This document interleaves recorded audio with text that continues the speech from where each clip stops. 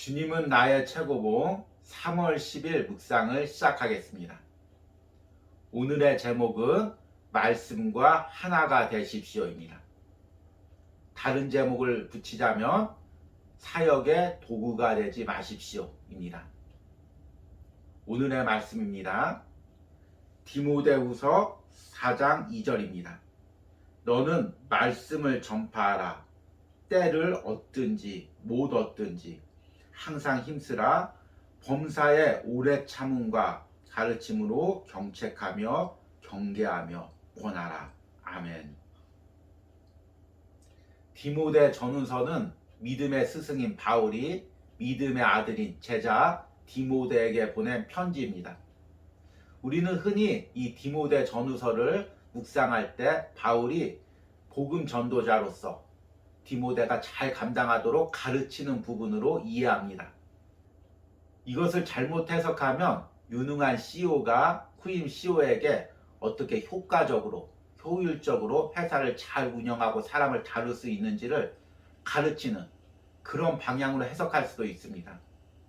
그러나 바울은 디모데가 그런 효율적인 복음을 전하는 사역의 도구가 되지를 원치 않았습니다. 바울은 디모데가 자신처럼 성령에 이끌리고 하나님과 동행하고 성령으로 거듭난 그런 삶과 사역을 하기를 원했습니다. 그래서 오늘 부제목을 사역의 도구가 되지 마십시오라고 정해보았습니다. 말씀과 하나 되는 삶과 단지 사역의 도구가 되는 삶이 어떤 차이가 있는지를 오늘 묵상을 통해서 깨닫는 은혜가 있길 바랍니다. 오늘의 묵상입니다. 우리는 통로가 되기 위해서만 구원받은 것이 아니라 하나님의 자녀가 되기 위해 구원받은 것입니다. 우리는 영적 중개자가 아니라 영적 메시지 자체로 변화된 것입니다. 즉 우리 자신이 메시지가 된 것입니다. 하나님의 아들 예수 그리스도는 그분 자신이 메시지였습니다. 그분의 말씀은 영이고 생명이었습니다. 우리의 삶도 그분 제자로서의 메시지를 담은 성찬이 되어야 합니다. 구원받지 않은 사람도 어느 정도 봉사할 수 있습니다. 그러나 그 삶이 메시지를 담은 성찬이 되려면 죄에 대한 책망으로 상한 마음이 되어야 하고 성령 세례를 받아야 하며 하나님의 목적을 위해 부서져야 합니다. 증인이 된 삶과 설교는 차이가 있습니다. 설교자는 하나님의 소명을 받고 하나님의 진리를 선포하기 위해 모든 힘을 다 쏟기로 결단한 사람입니다. 우리는 성령 강림 후에 제자들처럼 자신이 원하던 삶에서 벗어나 주를 위해 쓰임받을 수 있도록 주님께 다듬어지고 빚어진 사람들입니다. 성령 강림은 제자들에게 뭔가를 더 가르치기 위한 것이 아니었습니다. 그것은 그들이 외쳤던 메시지가 그들 자신에게 성육신하게 된 사건입니다. 곧 증거자가 되는 것이기에 주님은 너희가 내 증인이 되리라고 말씀하셨습니다. 당신이 말할 때 하나님께서 마음껏 당신을 통해 말씀하게 하십시오. 하나님의 메시지가 다른 영혼을 자유케 하기 전에 그 자유함이 먼저 당신 안에서 실제가 되어야 합니다. 최선을 다해 당신이 선포하는 말이 당신의 삶이 되게 하십시오. 아멘. 벌써 주님은 나의 최고봉을 묵상한 지가 이제 3달째가 되어가고 있습니다. 이를 통해서 많은 은혜를 받았지만 개인적으로 가장 큰 은혜와 깨달음을 얻은 것은 주의 일을 하는 관점을 바꾸게 된 것입니다. 저는 목회를 하면서 어떻게 하면 효과적으로 목회를 할 수 있을까를 많이 고민해 왔습니다. 교회 역시도 어떻게 효과적으로 잘 시스템을 세워서 성도들을 은혜롭게 양육할 수 있는지를 생각해 보았습니다. 그런데 이런 생각 가운데 자칫 내가 하나님께 쓰임받는 도구, 성도들을 교회를 위한 하나의 도구로 보고 있지 않았는지를 무섭게 깨닫게 되었습니다. 우리는 목회자나 교회를 볼 때 도구적인 관점에서 바라볼 때가 많이 있습니다.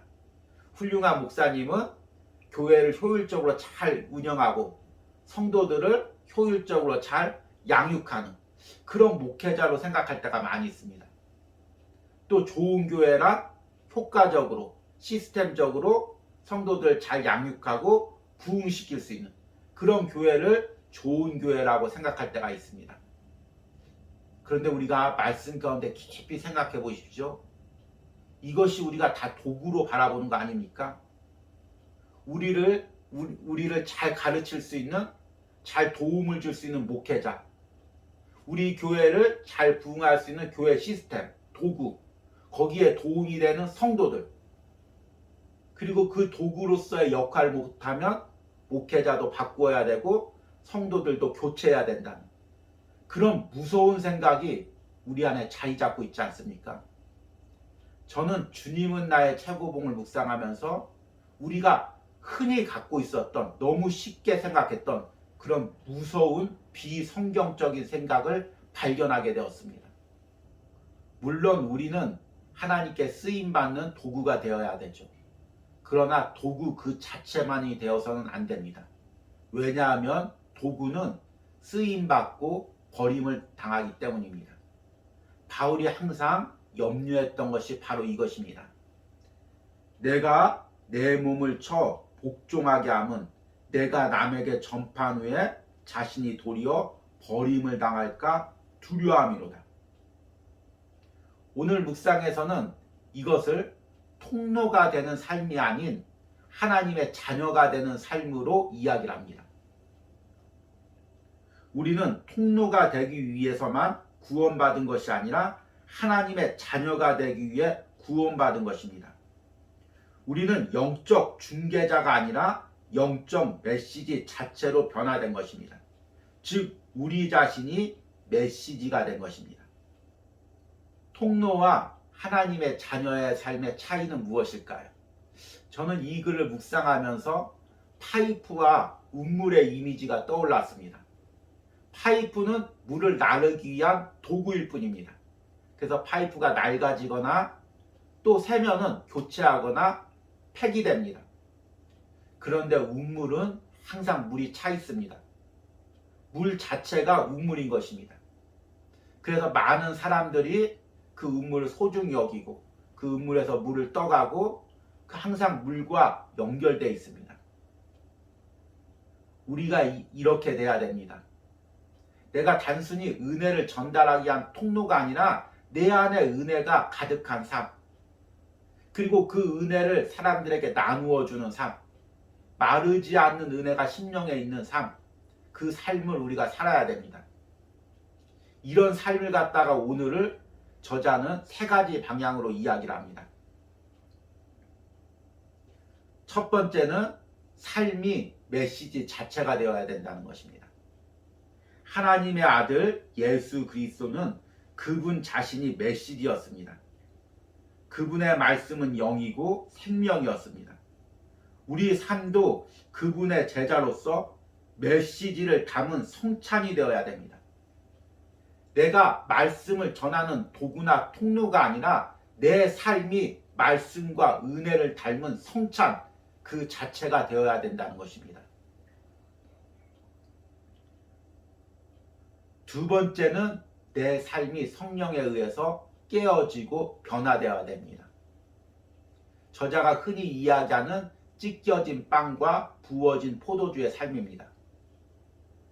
구원받지 않은 사람도 어느 정도 봉사할 수 있습니다. 그러나 그 삶이 메시지를 담은 성찬이 되려면 죄에 대한 책망으로 상한 마음이 되어야 하고 성령 세례를 받아야 하며 하나님의 목적을 위해 부서져야 합니다. 그래서 마지막으로는 성령님이 나를 주장하는, 하나님이 나를 마음껏 쓰실 수 있는 그런 삶이 되어야 된다고 이야기를 합니다. 성령 강림은 제자들에게 뭔가를 더 가르치기 위한 것이 아니었습니다. 그것은 그들이 외쳤던 메시지가 그들 자신에게 성육신되게 한 사건입니다. 당신이 말할 때 하나님께서 마음껏 당신을 통해 말씀하게 하십시오. 하나님의 메시지가 다른 영혼을 자유케 하기 전에 그 자유함이 먼저 당신 안에서 실제가 되어야 합니다. 최선을 다해 당신이 선포한 말이 당신의 삶이 되게 하십시오. 얼마나 두렵고 떨리는 말들입니까? 이런 묵상 하나하나의 글들이 제 마음에 화살처럼 박힙니다. 오늘 묵상을 하면서 여러분들도 이런 찔림과 은혜가 있길 바랍니다. 내가 하나님의 쓰임을 받는 도구가 되기 전에 먼저 내 안에 하나님이 머물고 하나님과 동행하는 그런 하나님의 자녀의 삶이 먼저 되기를 소망합니다. 오늘의 적용 질문입니다. 내가 주의 일을 하면서 단순히 일을 위한 일, 효율적인 사역을 위한 도구가 되어가고 있는 부분은 무엇입니까? 내가 주의 일을 위한 효율적인 도구가 되기 전에 먼저 하나님의 은혜가 머무는 그리스도인이 되기를 기도하시기 바랍니다. 기도하겠습니다. 내가 내 몸을 쳐 복종하게 함은 내가 남에게 전파한 후에 자신이 도리어 버림을 당할까 두려워함이로다. 주님, 이 바울의 두렵고 떨리는 마음이 내 마음이 되기를 원합니다. 이 묵상을 듣는 심령들의 마음이 되기를 원합니다. 주님, 내가 이 땅에 살면서 얼마나 효과적으로 주의 일을 하는 도구가 될지를 우리가 먼저 생각하지 말게 하시고, 주님, 먼저 내가 은혜가 머무는 하나님의 은혜와 동행하는 성령님과 온전히 함께하는 하나님의 자녀가 되기를 기도할 수 있는 마음을 주시옵소서. 매 순간 내가 주의 일을 하면서 얼마나 열심히 얼마나 잘 주의 일을 할 수 있는지를 생각하는 것이 아니라 내가 얼마나 하나님과 동행하며 하나님의 마음으로 하나님의 방향으로 일하고 있는지를 먼저 볼 수 있는 영적인 눈을 우리에게 열어주시옵소서. 이 묵상으로 우리가 주의 일을 바라보는 시각이 변하기를 원합니다. 이 묵상으로 우리가 주의 종을 또는 교회를 바라보는 시각이 변하기를 원합니다. 하나님의 시각으로 이것들을 보기를 원합니다. 우리에게 하나님의 눈을, 하나님의 마음을, 하나님의 은혜를 부어주시옵소서. 예수님의 이름으로 기도했습니다.